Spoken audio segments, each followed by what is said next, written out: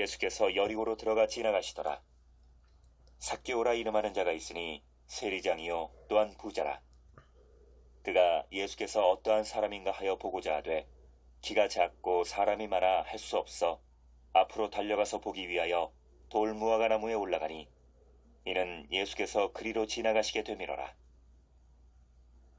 예수께서 그곳에 이르사 쳐다보시고 이르시되 삭개오야 속히 내려오라. 내가 오늘 내 집에 유하여야 하겠다 하시니 급히 내려와 즐거워하며 영접하거늘 무사람이 보고 수군거려 이르되 저가 죄인의 집에 유하러 들어갔도다 하더라. 삭개오가 서서 주께 여짜오되 주여 보시옵소서 내 소유의 절반을 가난한 자들에게 주겠사오며 만일 누구의 것을 속여 빼앗은 일이 있으면 네 갑절이나 갚겠나이다. 예수께서 이르시되 오늘 구원이 이 집에 이르렀으니 이 사람도 아브라함의 자손이미로다.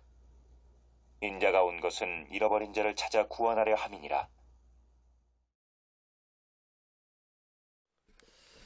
네, 우리 그 가수 노사연 씨의 만남이라는 노래 잘 아시죠? 우리 만남은 우연이 아니야 뭐 그렇게 하는. 찾아보니까 1989년에 나온 노래더라고요. 30년이 넘은 노래인데 뭐 아직도 많은 사람이 알고 있고 좋아하는 노래 중 하나입니다. 그래서 이 만남이라는 게 좀 특별하죠. 노래 가사처럼 우연이 아닌 경우도 있고 뭐 정말 우연히 만나는 경우도 있고 어떤 만남은 운명적인 만남인가 뭐 그래서 요즘은 그런 말 잘 안 하지만 뭐 첫눈에 반한다 뭐 그런 말도 있고 이런 것들이 이제 만남에 있어서 일어나는 일들이 아닌가 생각합니다. 어떤 사람이 10년 전에 얼굴과 이름을 알고 있었는데요. 이야기도 나눈 적도 없고 친하지도 않고 번호도 모르고 그냥 대충 알고 지내던 그러니까 이름만 알고 지내던 그런 한 여자를 10년 동안 한 번도 연락 안 하고선 지내다가 잘 사는지도 모른 채 그렇게 지내다가 우연히 도서관에서 만납니다.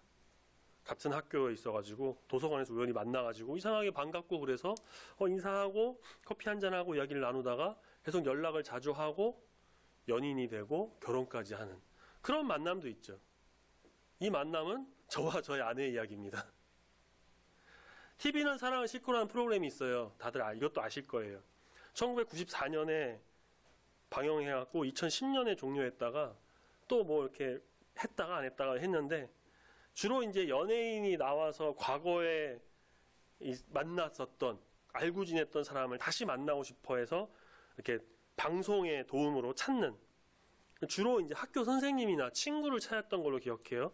뭐 연락 끊겼던 친구 아니면은 뭐 동네 주민 도움을 줬던 사람 혹은 뭐 경찰 뭐 그 밖에 등등 그런 자기가 만나고 싶었는데 잘 안 돼서 이 프로그램을 통해서 뭐 이렇게 만나는 그러면서 그 안에서 웃음과 감동이 있는 그런 프로그램이었습니다. 저도 그래서 그 프로그램을 가끔 보면서 좀 저는 개인적으로 꽤 괜찮은 프로그램이라고 생각하는데 그래서 그걸 보면서 나도 이 친구가 오랫동안 연락이 안 되는데 한번 보고 싶은데 이런 분들이 있었는데 라는 생각도 좀 해봤습니다. 그렇게 이제 두 사람이 만나요.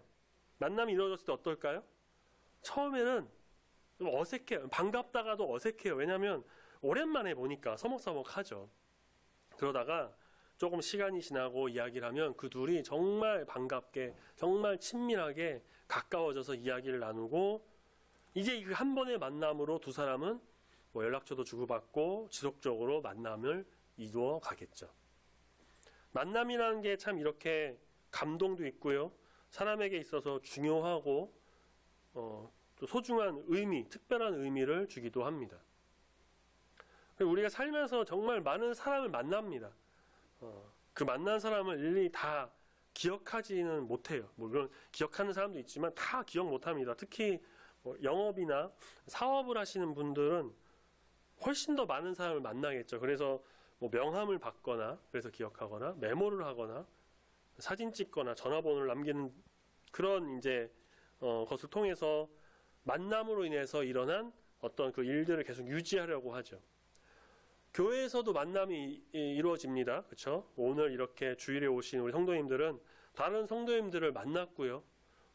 저를 만나셨습니다. 또 하나님을 만나러 오셨죠. 수요 예배나 주중 예배를 통해서도 만날 수가 있고요. 아니면 따로 연락해서 또 만날 수도 있겠죠. 유초동부나 중고동부 사역할 때 힘들었었던 것 중에 하나가 뭐냐면은 이 아이들이 뭐 같은 학교를 다녀서 만나고 그러면 좀 덜한데 대부분이 이제 교회에서 일주일에 한 번 봐요. 주중에 잘 안 만나다가 일주일에 교회에서 보니까 이 주일에 예배 때 그런 만나면은 엄청 반가워하면서 막 지들끼리 막 떠들고 대화를 엄청 하는 거죠. 그러면 예배 시간에 그러면 예배 집중이 잘 안 되니까 그럼 반기고 좋아하는 건 좋은데 예배 드릴 때 조금 힘든 부분이 있었죠. 자, 그런데 만약에 사람이 사람을 만나지 않고 그냥 쭉 혼자 지낸다면 어떨까요? 생각해 보신 적 있으신가요? 누구와도 만나지 않고 그냥 나 혼자 지내는 것. 산에 들어가든 집에 있든. 사람에게 동물이라는 표현을 좀 쓰고 싶지는 않지만 이런 표현이 있죠. 사람은 사회적 동물이다라는 거. 이 말은 사회생활, 그러니까 사람을 좀 만나고 함께 지내야 한다는 건데 그렇지 못한 사람은 종종 있습니다. 뭐 대인기피증 뭐 그런 어떠한 걸로 인할 수도 있죠. 그냥 집에만 있는 거예요. 이런 사람들의 특징이 또 하나 있는 게 뭘까요? 사람을 직접 만나진 않는데 게임이나 온라인상에서는 수많은 사람을 또 자연스럽게 만난다는 겁니다. 채팅이나 그런 걸로. 온라인을 통해서 무언가를 채우려고 하죠. 코로나19로 인해서 지금은 좀 많이 이제 괜찮아졌지만 비대면 예배라는 것을 좀 드리게 됐고 유튜브라는 것을 통해서 온라인으로 예배를 또 드리는 경우가 많아졌고 심지어 그냥 온라인 교회, 유튜브 교회라는 그런 것들도 생기기도 했는데 시대가 바뀌면서 이런 뭐 비대면 시대, 온라인 시대가 활성이 되었다고 하지만 사람은 사실 직접 사람과 사람으로 보고 얼굴과 얼굴을 좀 맞대고 육성을 직접 들으면서 이야기를 주고받고 접촉을 하는 그런 관계가 유지되는 게 좀 참다운 어떤 만남, 관계가 아닌가 싶습니다. 오늘 본문 말씀에는요, 잠깐이지만 긴 여운을 주는 만남이 하나가 이루어집니다. 우리가 잘 아는 내용이죠. 예수님께서 여리고에 가십니다. 여리고는 여호수아가 요단강 건너서 처음 만나서 그렇게 승리했던 그 여리고 성이죠. 여리고에는 삭개오라는 사람이 살고 있었어요. 직업은 세리장, 부자였어요. 수많은 세리를 관리하는 세리장. 지금으로 말하자면 한 세무서장 정도 되겠죠. 높은 직책의 사람이었습니다. 특징은 키가 작았다는. 얼마나 작았는지는 알 수 없지만 예수님께서 여리고에 왔을 때 사람들에 가려져서 예수님 볼 수 없었다고 하니까 꽤 작았던 것 같습니다.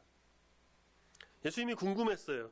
이미 소문은 퍼져 있었고요. 예수님이 어떤 분이다라는 거 알고 있었는데 그래서 얼굴이라도 한번 보고 싶었는데 키가 작아서 못 보죠.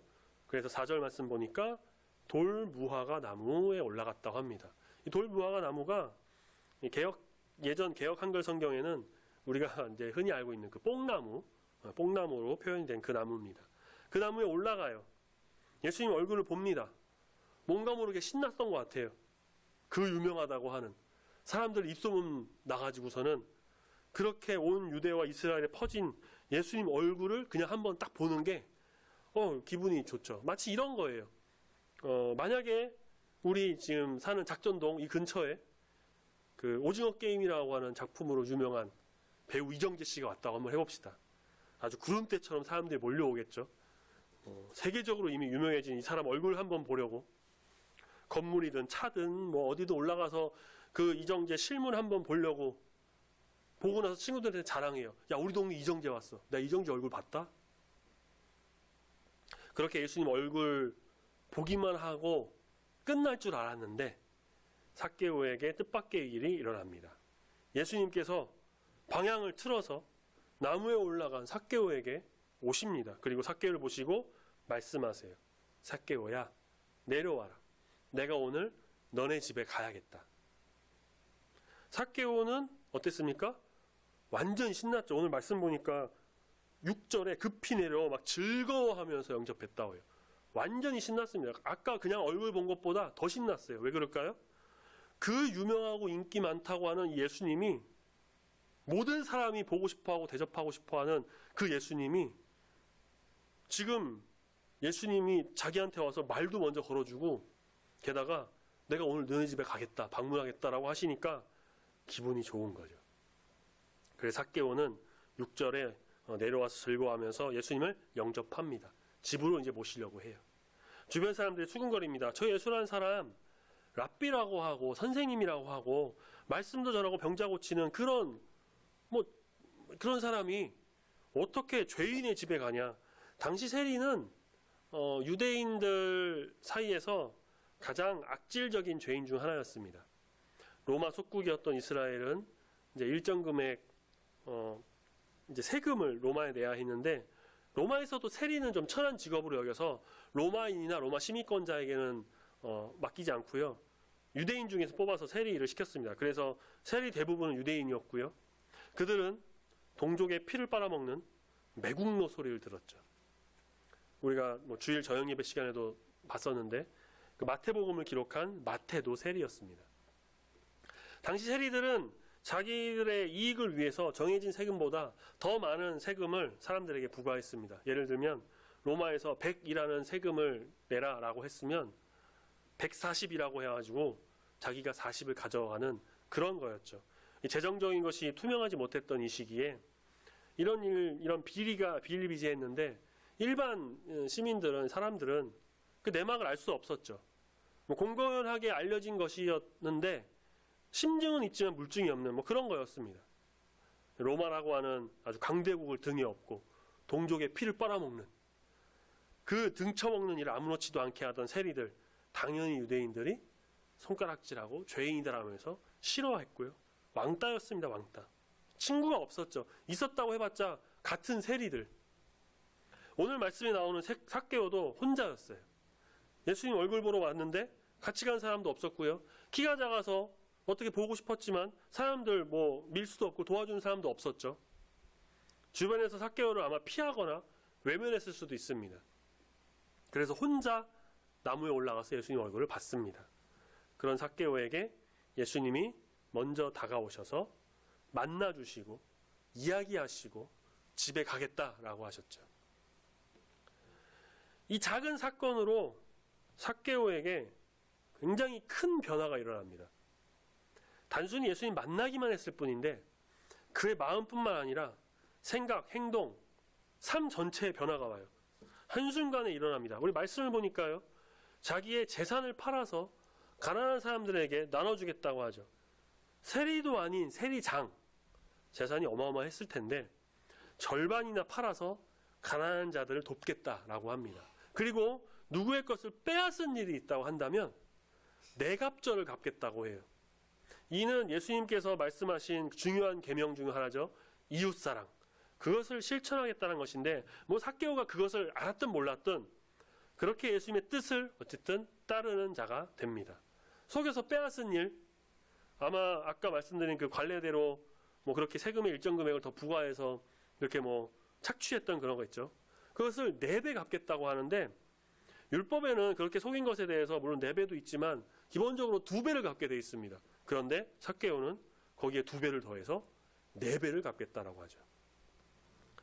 삭개오의 이런 변화는 당시 세리를 비롯한 돈과 관련된, 그것이 아니더라도 일반 사람들에게는 상상도 할 수 없는 일이었어요. 물질에 집착이 심했던 당시의 사람들의 눈에는 아마도 삭개오가 미친 사람처럼 보였을 수도 있습니다.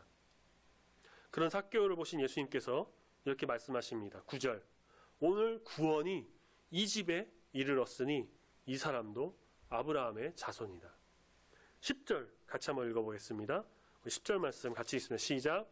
인자가 온 것은 잃어버린 자를 찾아 구원하려 함이니라. 다시 말해서 삭개오가 이전에는 죄인처럼 살고 죄인이었고 남의 것을 빼앗고 등쳐먹고 그랬던 그런 죄의 자녀, 세상의 자녀였다면 이제 삭개오는 이전 것은 벗어버리고 새롭게 변해서 예수님을 만남으로 인해서 구원의 자녀, 믿음의 자녀, 소망의 자녀, 하나님의 자녀가 되었다라고 예수님께서 그 자리에서 공식적으로 선포하신 것입니다. 삭개오에게는 확실한 변화가 생겼습니다. 생각, 행동, 삶. 모든 것이 한순간에 바뀌었죠. 자, 그렇다면 그 변화가 언제 일어났습니까? 언제 그 변화가 일어났을까요? 그렇습니다. 예수님을 만나고 나서부터. 예수님을 만나는 그 만남이 변화의 시작이었습니다. 뽕나무에 올라가서 예수님 얼굴 보고 그냥 유명한 사람 지나갈 때 한번 보는 정도로 그치는 건데, 아마 삭개오는 그런 마음으로 나무에 올라가서 그렇게 봤겠죠. 근데 예수님 다가오셨고요. 먼저 다가오셨고요. 삭개오 만나서 얼굴 대 얼굴로 대화를 하셨고, 정말 사람들이 보기에는 별일 아닌 것 같은 짧은 만남이었지만 그 만남으로 인해서 삭개오는 마음에 감동이 일어났고 예수님을 영접했고 죄의 자녀에서 믿음의 자녀로 새롭게 태어났고요. 변화가 되었습니다. 재산을 팔아서 가난한 사람들에게 나눠주는 예수님의 그 뜻을 행했고요. 속여 빼앗은 것을 4배로 갚는 율법의 말씀을 지키게 됐습니다. 인생의 변화가 일어난 거죠. 예수님으로 인해서 시작된 이 변화, 예수님을 만남으로 인해서 생겨난 삶의 변화, 이러한 변화가 우리 가운데도 온전히 일어나길 소망합니다. 아멘. 물론 우리 여기 계신 우리 성도님들은 다 예수님 이미 알고 영접하고 만나고 경험하고, 그래서 이렇게 주일에 예배드리고 말씀과 기도의 삶으로 가는 주님의 자녀들입니다. 그런데 중요한 게 뭐냐? 그런 만남 다 중요하죠. 중요한데 더 중요한 것은 예수님을 인격적으로 만나야 된다는 거예요. 인격적인 만남이라는 거, 그게 뭘까요? 2000년 전에 계셨고 그 전에도 계셔갖고 천지를 창조하시고 부활하셔서 살아계시고 역사하시고 지금도 우리와 함께 하시고 앞으로 다시 오실 예수님을 절대적으로 신뢰하며 온전하게 바라보는 것, 그리고 내 모든 삶을 그분께 드리고 그분을 위해서 살아가고 전인적 이성으로 우리 주님을 인정하고 받아들이는, 단순히 지식으로 그냥 머리로만 예수님 알지, 예수님 믿지, 예배 드려야지, 오늘 교회 가야지, 그게 아니라 정말 나의 마음속에 그 주인의 자리, 내 마음의 그 왕자의 자리에 예수님이 딱 앉아 계셔가지고 그렇게 예수님을 모시고 예수님과 동행하고 모든 것을 정말 예수님의 인도하심대로, 우리 주님의 이끄심대로 예수로 살고 예수로 죽는 그런 삶을 말하는 것입니다. 말씀과 기도로 주님의 뜻을 온전히 헤아려서 우리 주님과 더욱 함께하는 삶, 이것이 바로 인격적인 만남으로 인해서 삶이 변화되는 참된 그리스도인의 모습이라는 것입니다. 우리는 그냥 우연히 한 번 만난 그런 사람을 그냥 만났다고 해요. 그것을 가지고 인격적인 만남을 했다라고 하지 않습니다. 왜냐하면 모르거든요. 그냥 이름도 모르겠죠. 그냥 얼굴만 아는 정도? 사업차 만나서 이런저런 형식적인 이야기를 만난 사람? 그냥 만나서 아는 사이지 그 사람을 이것 가지고 인격적인 만남이 이루어졌다라고 하지 않습니다. 그럼 부부 사이는 어떨까요? 누군가의 소개를 통해 어떤 계기를 통해 어쨌든 만남이 이루어지고 오랫동안 서로 알아가면서 마음을 공유하고 함께 합니다. 부부가 되었어요. 둘의 만남은 어떻습니까? 인격적인 만남이에요. 그게 인격적인 관계입니다. 그냥 알고 지내고 형식적인 만남이 아니라 서로의 삶을 공유하고 서로를 존중하고 아끼고 사랑하고 다 털어놓고 친밀한 교류가 이루어지는 그런 인격적인 만남이 되어 함께하는 건데, 예수님과의 인격적인 만남이 바로 이런 것과 같은 거란 거죠. 삭개오는 비록 짧은 순간이었지만 누구보다 예수님을 인격적으로 만나게 되었습니다. 그 마음 안에 뜨거움이 일어났을 겁니다. 그래서 그렇게 예수님께 이야기했는지 모릅니다. 어찌되었던 예수님 만남으로 인해서 그 삶에는 놀라운 변화가 일어났고 믿음과 구원의 자녀가 되었고, 성경에 그 이후로 삭개오에 대해 나오진 않지만 분명 예수님의 제자로 살아갔을 것이다 라는 게 모두의 그런 생각인 거죠.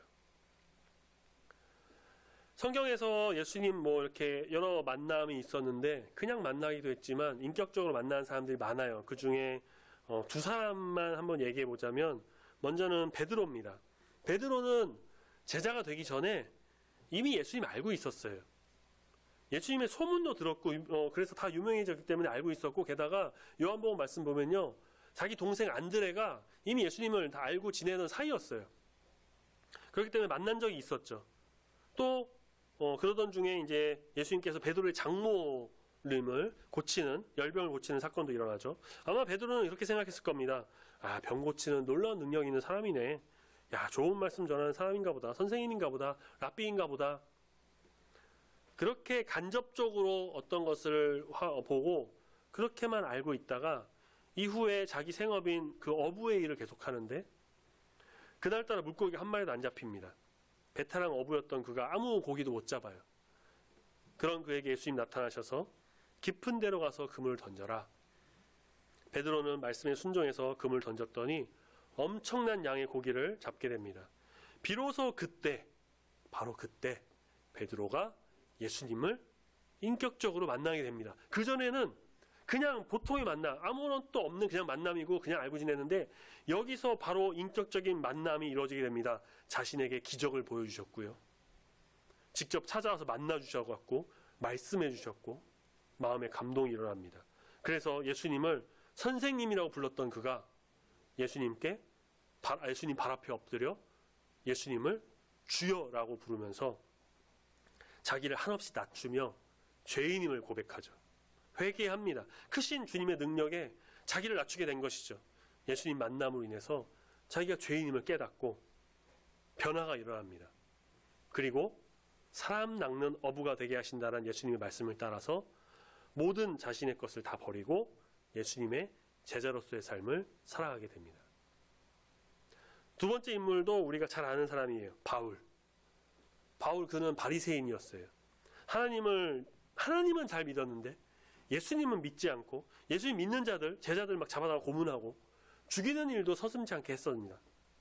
그러던 중에 바울이 다마스커스, 예전 성경에서는 다메섹이라고 하는데, 그 거리에서 예수님 만나요.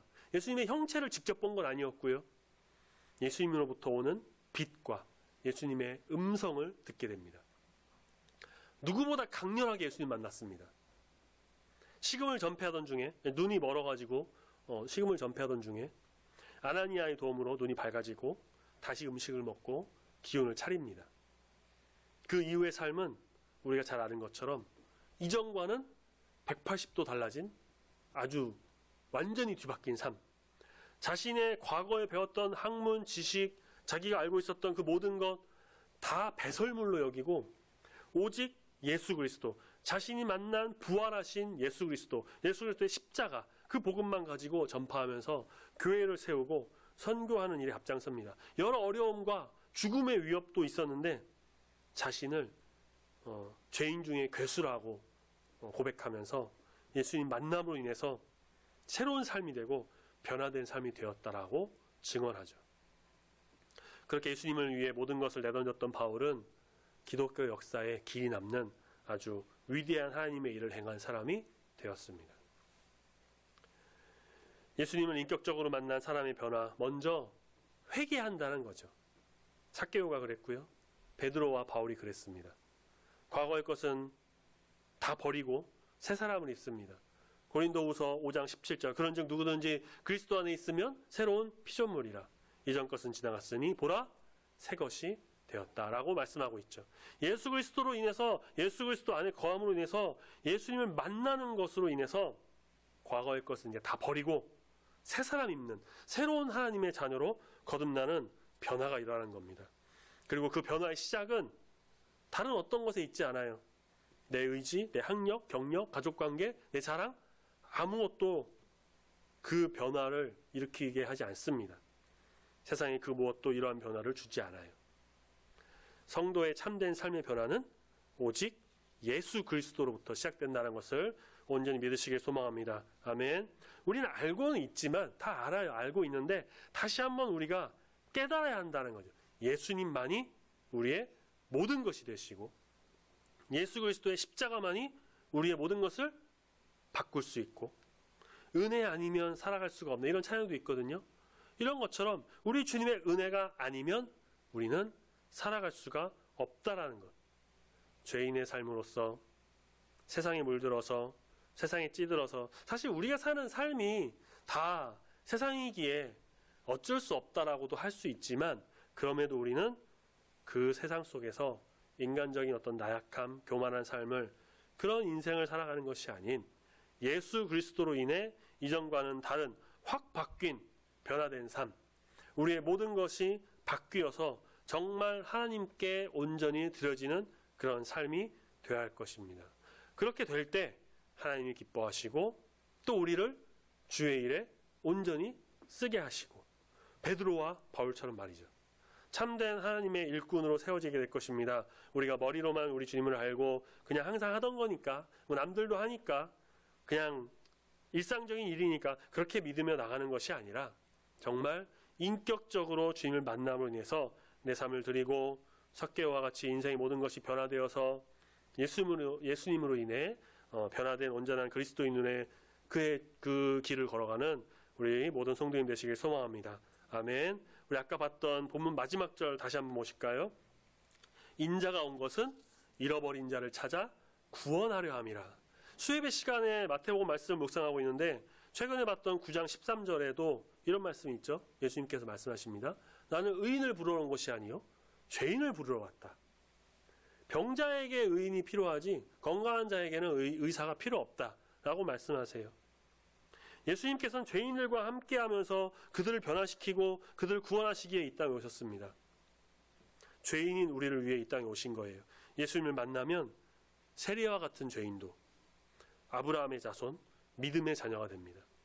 예수님 만나면 배운 것 없이 고기만 잡던 어부 베드로와 같은 사람도 주님의 제자가 됩니다. 예수님 믿던 사람 가두고 잡아 죽이고 막 깡패처럼 그렇게 했던 바울도 예수님 인격적으로 만나면 다 내려놓고 예수님을 위해 목숨 바치는 사람이 됩니다. 예수님 만남으로 이미 만나셨고 함께하고 믿고 계시지만 그것을 우리가 한 단계 뛰어넘어 업그레이드 돼야죠. 인격적인 만남으로 인해서 우리의 삶의 온전한 변화가 일어나길 소망합니다.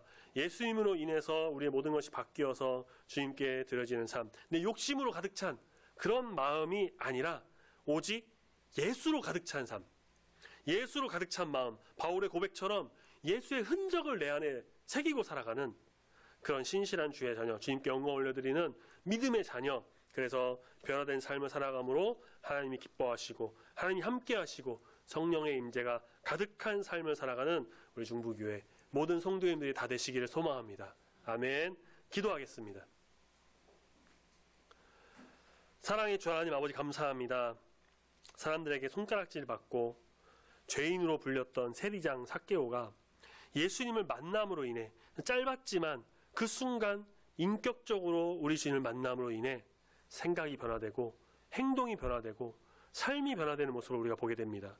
주님, 우리가 우리 주님을 온전히 만나기를 소망합니다. 주님을 더욱 알기를 소망합니다. 단순히 지나가는 그런 만남이나 머리로 지식으로 아는 것이 아닌 인격적으로 우리 주님 만남으로 인해 내 생각과 행동이 변화되고 삶이 변화되어 모든 것을 우리 주님께 온전히 드리는 귀한 삶이 되기를 소망합니다. 인간적인 마음, 세상적인 생각으로 내 욕심을 위하거나 내 의를 드러내는 그런 것이 아닌 오직 우리 주님의 의를 드러내며 주님께만 영광 올려드리는 삶이 되기를 소망합니다. 예수님을 인격적으로 만남으로 인해 삶이 변화되어 목숨을 다해 주님의 사명을 감당했던 베드로와 바울처럼 그 만남으로 인해 믿음의 자녀로 불려지게 되었던 삭개오처럼 우리 주님을 온전히 바라보며 인격적인 만남으로 인해 주님의 뜻을 이루며 사명 감당하며 이 세상을 밝히는 참된 빛의 자녀가 다 되기를 소망하오니 붙들어 인도하여 주시옵소서. 항상 말씀과 기도로 무장하고 예배를 사모하며 주님과 함께하는 주님과 동행하는 귀한 삶이 되기를 소망합니다.